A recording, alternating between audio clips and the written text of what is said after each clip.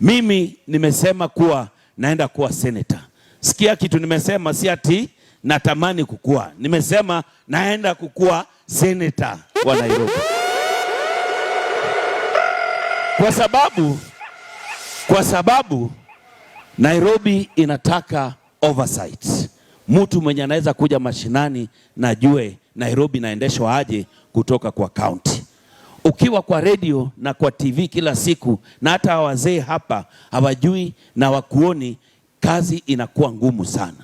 Ndio hiyo imepatia hata mtu kama Sakaja kazi ngumu hapa kwa county, kwa sababu senata wetu amekuwa busy uko ndani ya TV na kwa radio na kuji mashinani. Nyumba zikianguka Nairobi, hajui nyumba zinaanguka aje. Unaelewa?